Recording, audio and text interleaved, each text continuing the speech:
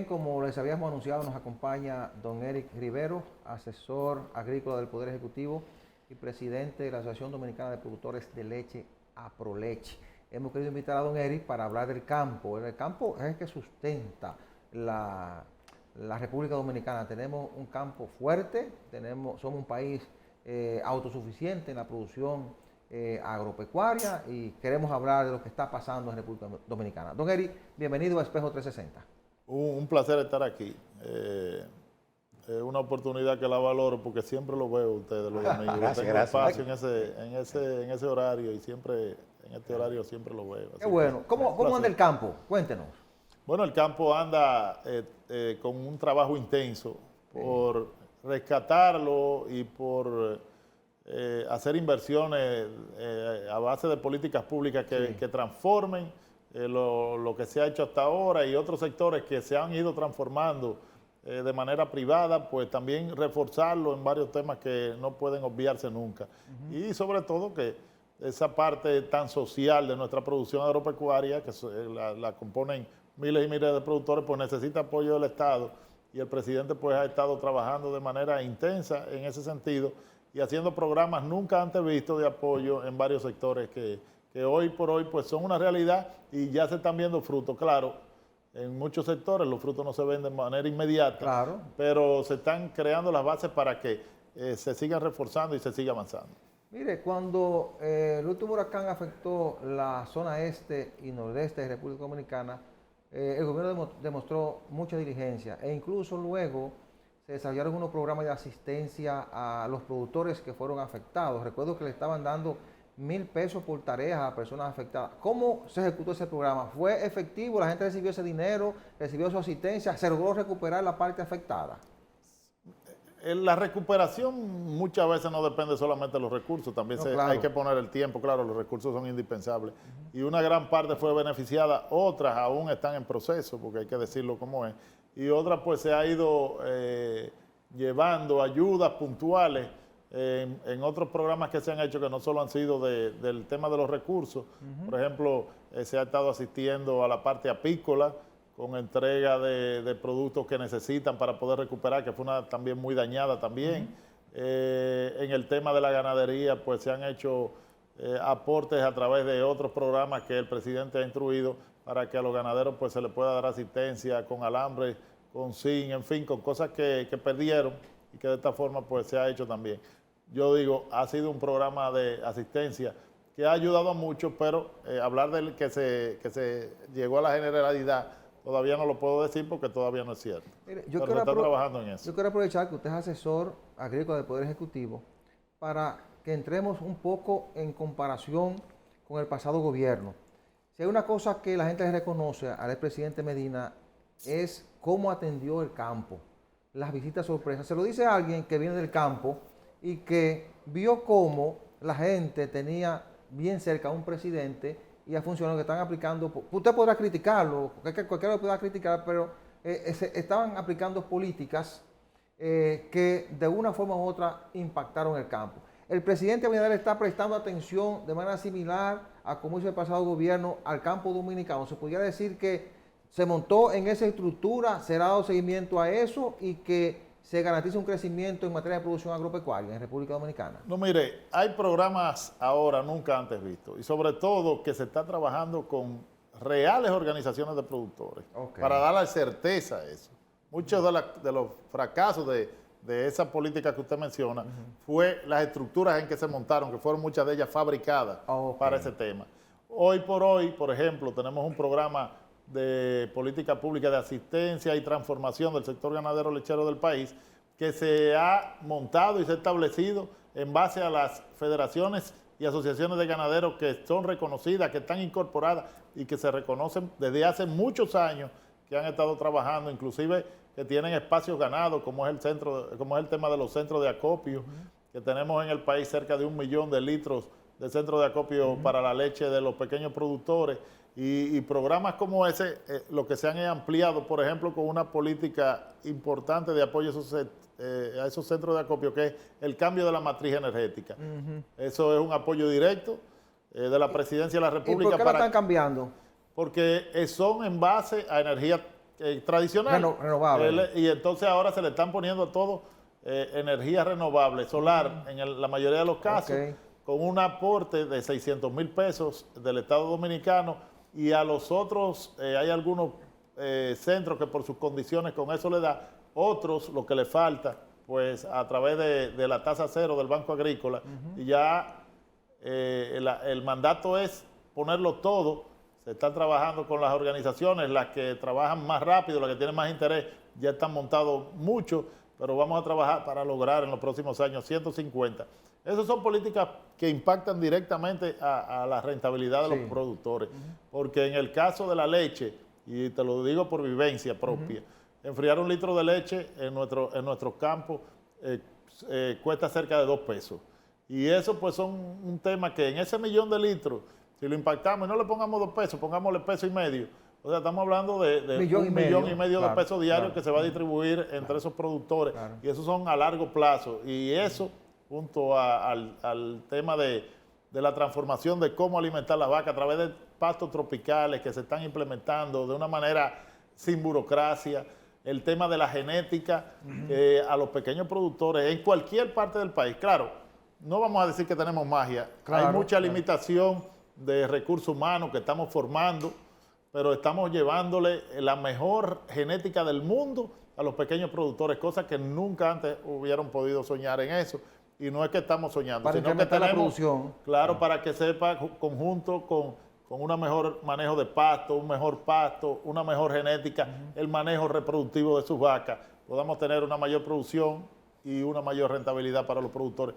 Y ese es el compromiso que se ha asumido desde la presidencia y sobre todo también con el aval de los gremios. Porque estamos trabajando de la mano de los gremios organizados para que esto sea un ejemplo no solamente de eficiencia en el trabajo, sino también de transparencia y de beneficios, sobre todo para los productores en el largo plazo. Señor Rivero, yo como soy descendiente de campesinos, ¿verdad?, del sur, de Espinosa, platanero, esa gente, de toda la historia de mi vida, soy un defensor a rajatabla del productor, porque es el que garantiza la alimentación, garantiza, ¿verdad?, la supervivencia. Antes que a un exportador, yo prefiero, aunque un importador, yo prefiero un exportador. Claro. El que produce genera divisas. El que importa saca divisas. Así eso lo estudié yo en las aulas universitarias. Pero mi pregunta, yo voy a focalizarme, para ponerlo en contexto, brevemente, con numeritos. Yo estaba chequeando unas estadísticas y observé que en el año 2021 se importaron 840 millones de litros de leche líquida hacia el país. Y en ese mismo orden se había proyectado aumentar esa importación a 1.000 millones en el 2022. No sé si esa meta se cumplió o no. Pero también en ese mismo interregno se importó una gran cantidad de productos derivados, lácteos, o sea, derivados. Pero yo observé algo también, y es que esos productos tienen como una ayuda del Estado, tienen como cierta, ¿verdad?, protección, facilidad y cosas. Yo me pregunto, mi pregunta se focaliza en esos dos aspectos. Para usted, que usted es un importante productor, es asesor agropecuario del Poder Ejecutivo y le duele el área, porque usted es un productor lechero. Claro. ¿Cómo afecta? ¿Usted cree que afecta esa importación tan grande de leche líquida que hay en este país y esa importación de productos derivados lácteos? Y amén de que, pregunto, ¿reciben ustedes la ayuda del Estado para sus actividades? Porque yo sé que no es fácil la producción aquí interna, porque si no tiene ayuda, esa es mi pregunta. O sea, si les afecta a ustedes, les es indiferente, y bueno, estamos en competencia, o ustedes creen que podría ponerse ciertas restricciones, como hacen otros países. O yo agregaría, si es que todavía no suplimos el mercado, ¿verdad? Exactamente. No, hay países que limitan, ¿verdad?, esas cosas. Mire, el tema de la apertura comercial es un tema que a mí por muchos años lo conozco, lo he combatido y pienso que ha sido una imposición de los países poderosos a economía como la de nosotros. Claro. Y en ese sentido, pues también en este nuevo rol que me ha tocado como asesor del presidente, pues el presidente también lo hemos apoyado en medidas que ha tomado. Por ejemplo, hay unas instrucciones y el ministro de Ito Bisonó de Industria y Comercio ha asumido junto a nuestra embajadora en Estados Unidos, en Washington sobre todo, doña Sonia, ver cómo podemos, no es desconocer los acuerdos que tenemos, sino es ver qué podemos hacer para ganar un espacio, para convertir y poder nosotros competir contra esa apertura. Claro. Porque todos estos años lamentablemente fueron perdidos. No se hizo lo que había que hacer. Exacto. Para convertir y para trabajar, pero sobre todas las cosas. Y eso es lo que a mí más me preocupa, es que en un momento coyuntural puede haber abundancia en el mundo. Exacto. Pero oiga, qué lección de vida nos dio el COVID. Sí. ¿Qué hubiera pasado si esas políticas de apertura comercial aquí lo hubiéramos asumido y sin defender la producción nacional? ¿Qué hubiera pasado con este país cuando se cerraron los puertos, los aeropuertos? ¿Qué hubiera pasado? Claro. Donde no había posibilidad alguna de traer nada. Y donde, gracias a Dios, por el esfuerzo de los productores, pues hubo alimentos en cantidad, de calidad y a precios adecuados. Nunca faltó nada. Claro, y no faltó. No. Y si faltaba alguna cosa puntual en medio de la crisis es normal. Pero eso, yo pienso que la lección más grande que debe haber, esas políticas de apertura neoliberales que se vendían desde hace tiempo, no son las que le convienen a países como el nuestro. Tener seguridad, soberanía alimentaria y sobre todo en estos tiempos de crisis, claro, que vivimos en una crisis de geopolítica, en una crisis de salud, y la guerra por allí, y enfermedades cada vez más virulentas afectando al mundo, claro, el cambio climático también, pues cada vez debemos de apostar más a trabajar a lo interno para garantizar al menos el alimento que culturalmente consumimos. Usted ha planteado aquí, lo ha dicho, que realmente hay una política de incentivo al campo. Usted lo ha dicho en el desarrollo de la entrevista. Pero además, complementando lo que le preguntaba el doctor, nosotros como país somos autosuficientes en producción lechera. No. Por eso la importación, ¿verdad? Por eso la importación. ¿Cuál es el déficit de litro de leche? Estamos sobre un 60-40%, o sea, producimos cerca de un 60%. Hay un nicho para producir más todavía. Claro, y con esas políticas que están implementando, posiblemente, si las llevamos a cabo como es, y dentro de unos años veremos, que tal vez con la misma cantidad de vacas que tenemos, podemos crecer en un 30 o un 40%. Cambiando la genética. Cambiando la genética, sobre todo el manejo, la alimentación, llevándole a nuestros productores la forma de planificarse y sobre todo en tiempos de crisis, de sequía, como van a ser más frecuentes y son. O sea, es un plan muy ambicioso que tenemos para garantizar que pasemos de 6 litros de promedio por vaca nacional a 8 o 10 litros, y eso será pues un gran impulso, no solo para el bolsillo de las comunidades ganaderas de este país, que son muchas, y sus productores, sino también para la garantía de un alimento, en este caso como es la leche, claro, que es el alimento primordial del desarrollo integral del ser humano. Claro. Mire, don Eric, yo antes de la pausa, le quiero dejar en el aire la pregunta de la preocupación que existe ahora mismo con el DR-CAFTA y los productores de arroz, que ha tratado eso con el presidente, pero además he observado en otros países que, sobre todo en Estados Unidos, que tienen miles de vacas en áreas donde no veo una sola matita de hierba, que a través de la hierba seca, el pasto, mantienen esa producción y no hay preocupación. ¿Cómo nosotros entonces educar aquí a los productores para que si ven que no tienen 500 tareas de hierbas verdes ahí sembradas, que también pueden alimentar a sus animales sin preocuparse? Nos vamos a la pausa y regresamos en breve con el señor Eric Rivero, asesor agrícola del Poder Ejecutivo y presidente de Aproleche. No se mueva, que regresamos en unos segundos.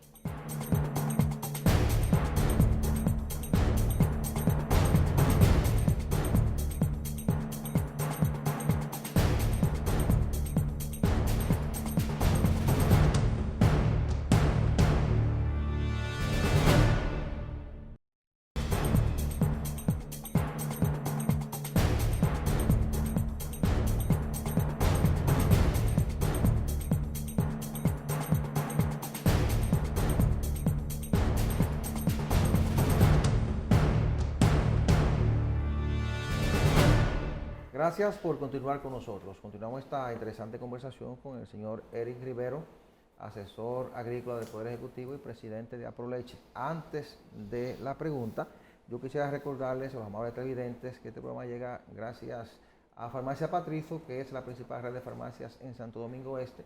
Tiene su sede principal en la Avenida Venezuela 75 y sucursales en la Avenida España, próximo a las Américas, en la autopista de San Isidro, frente al periódico Diario Libre, en la Avenida Ecológica y en Ciudad Juan Bosch. Farmacia Patrizo, calidad y buenos precios. Don Eri, antes de la pausa, le dejaba la pregunta sobre la preocupación que tienen los productores arroceros, porque parece ser que se están cumpliendo los plazos. Parece que los productores lo veían muy lejos, pero ya están cerca, y eso parece que puede ser muy peligroso para la estabilidad de nuestros productores arroceros.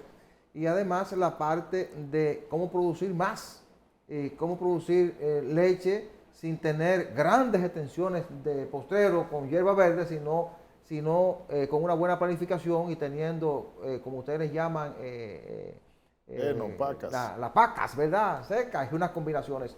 Así que me gustaría escuchar su explicación. Sí, bueno, para el tema del tema del arroz, es un tema que no es solamente el arroz. Sí. Otros sectores, por ejemplo, como los lácteos, también va a ser abierto.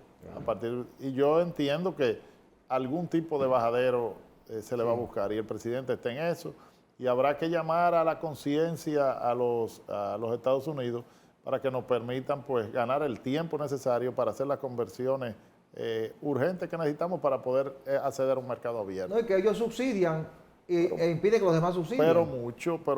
Pero además mucho, y nosotros no tenemos las condiciones, pero sobre todo que en buen derecho, así lo veo yo, en buen derecho, el acuerdo de libre comercio en la parte agropecuaria no está vigente, porque quedó pendiente una reunión que se dijo la ronda de Doha, donde debía de juntarse para hablar del tema que tú acabas de mencionar, que es el desmonte de los subsidios. Sí. Eso nunca pasó.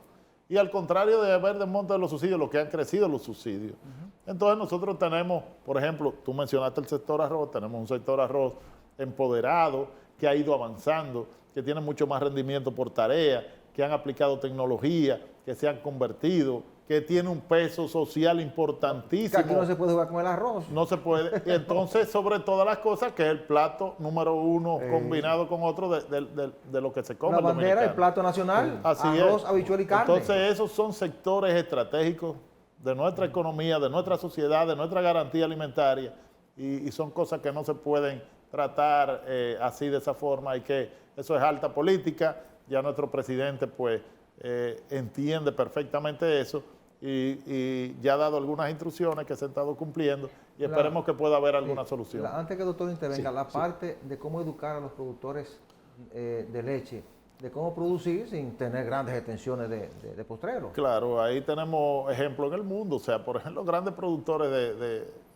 tienen esos inviernos tan crudos. ¿Ustedes están trabajando en eso aquí? Claro que sí, que estamos trabajando en el tema, y tenemos que seguir trabajando, porque hay que seguir convenciendo a los productores que hay que prepararse. El cambio climático es una realidad, la sequía cada vez más prolongada, cuando no vienen tiempos de lluvia y de tormenta, y todo eso requiere que nos vayamos adecuando a los tiempos. Y esa lluvia marcada, que llegó mayo, que va a llover, que todo el mundo tenía, pues eso ya no existe. Y entonces tenemos que preparar a nuestros productores, sobre todo, porque tenemos zonas que dependen prácticamente en un 100% de sus economías de la ganadería, como es la línea noroeste, como es el sur, como es en la provincia de Puerto Plata, que cada vez pues esas realidades climáticas los afectan más, y no podemos tener otro camino que educar en el tiempo de abundancia, guardar no solamente pacas, sino silos, y estamos trabajando en eso. Y el programa Promegan es un programa que está recomendando los pastos adecuados, inclusive algunos de ellos que resisten sequía. Claro, no será lo extremo nunca, claro, pero estamos trabajando en eso en otros sitios donde es pasto de corte, y se está trabajando en eso. Y hay ejemplos, porque lo bonito de esto es que en cada comunidad hay ejemplos de productores que hacen las cosas adecuadamente y que van avanzando de manera satisfactoria, y eso pues lo que queremos hacer es traducirlo en todos sus vecinos y en todas nuestras comunidades. Licenciado, mire, yo soy un consumidor habitual de leche. O sea, yo a mi edad todavía sigo, porque eso es parte, como el arroz. Lo felicito, nunca se ha faltado un Yo dejé el arroz por razones de salud, pero la leche no se puede, porque eso es fundamental. Fíjense, como consumidor habitual, yo he observado que cuando yo voy al supermercado, que voy a las góndolas, ¿verdad?, yo veo una infinidad de leches del mundo.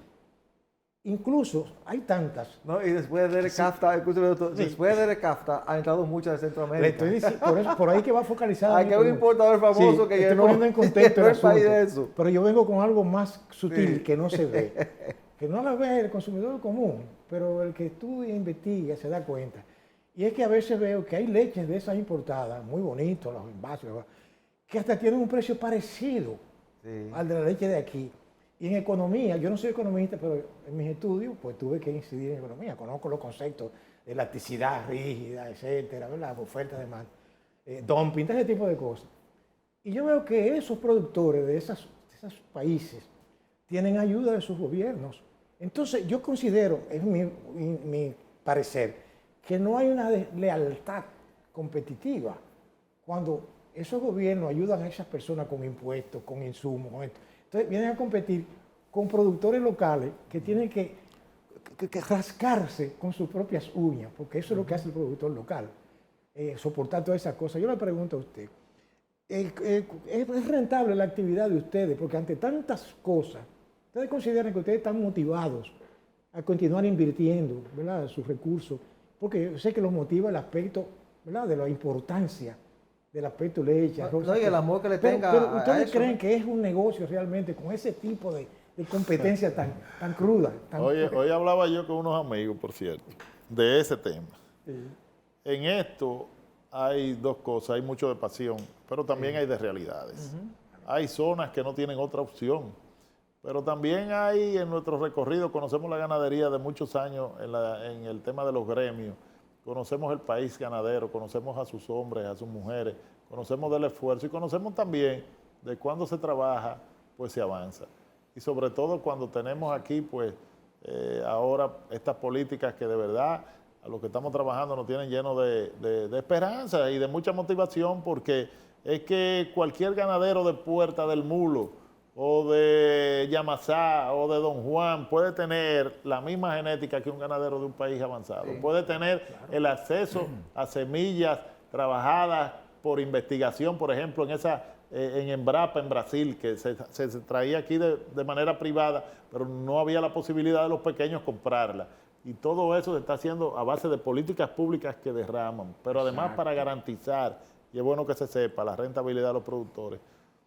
Por 7 años, en el gobierno pasado, el desayuno escolar se mantuvo al mismo precio. Sin muchos controles que hacían, no sé, pero siguieron supliendo. Sí. Y hubo una apertura, por ejemplo, a néctares. En este gobierno ya se ha aumentado 2 veces el desayuno escolar. No directamente a los productores primarios, pero sí a las plantas que surgen. Y eso pues se ha traducido en varios aumentos a nivel de los productores. Y eso es la visión de desarrollo que se está teniendo en esta gestión. Pero además, y pienso que si se nos olvidaba mencionarlo en este programa, pues íbamos a faltar a posiblemente el principal logro de estos últimos 2 años y medio, que ha sido que hay una orden a través de los pliegos y de los contratos del desayuno escolar con relación a la leche, que la leche que se suple en el desayuno escolar por pliego de licitaciones que esté escrito debe ser de producción nacional. Y para eso se le está dando seguimiento a través del CONALECHE y se están haciendo los esfuerzos para que eso, que es un gran logro del sector, pues entre todos lo fortalezcamos cada vez más y podamos lograr pues, la mejoría a nivel de nuestros campos. Pero mire, a mí me alegra eso, porque yo estuve en Taiwán hace como 15 años. A mí me sorprendió que en el hotel, yo fui invitado por el presidente de Taiwán como periodista. En el hotel se me ocurrió pedir una cerveza importada. Y me dijo el edecán, me dijo, mire señor, discúlpeme, pero si usted pide cualquier producto que sea importado, usted tiene que pagarlo, porque nosotros servimos lo que se produce aquí. Es una forma de incentivar el productor nacional. Excelente. Me satisface eso. Mire, ¿cuántos productores lecheros tenemos en República Dominicana? ¿Cuántos son grandes, cuántos son pequeños? Ustedes que manejan números saben muy bien que los datos son muy antiguos. Sí. En el último censo real de los Pero 80, aproximado más o menos. Ahora en el último precenso hablamos de 48,000. 90 productores. 90% de menos de 15 cabezas de ganado. Una ganadería social. ¿Y puede vivir una familia con menos de 20 cabezas de ganado? Claro que sí. ¿Y vive dignamente en el campo? Claro que sí. Y muchos testimonios de jóvenes que salen de su campo muchas veces buscando otra, han retornado porque se han dado cuenta y que viviendo ahí, trabajando ahí, pues pueden desarrollarse mucho mejor que en alguna serie de empleos que se consiguen.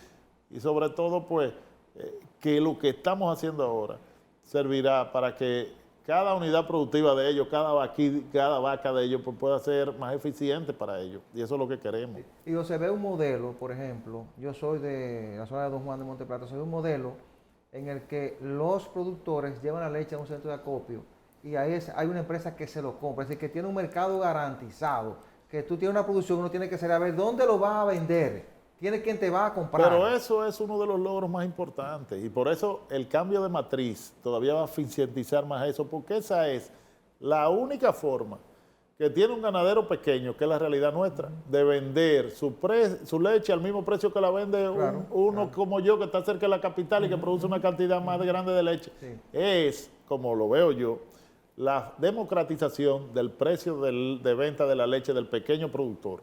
Los centros de acopio han venido a hacer ese espacio donde tú, en Don Juan, si ordeñas 10 vacas, tú puedes vender la leche al mismo precio que la vende cualquiera que ordeñe 100 o 200 vacas cerca de la capital. Mire, finalmente, pues ya el director está diciendo que estamos llegando al final del programa. Si no me equivoco, algunos grandes productores utilizan los desechos de la vaca, el estiércol, para producir energía. ¿Se está produciendo energía aquí? ¿En cuáles fincas se está produciendo energía con el desecho de la vaca?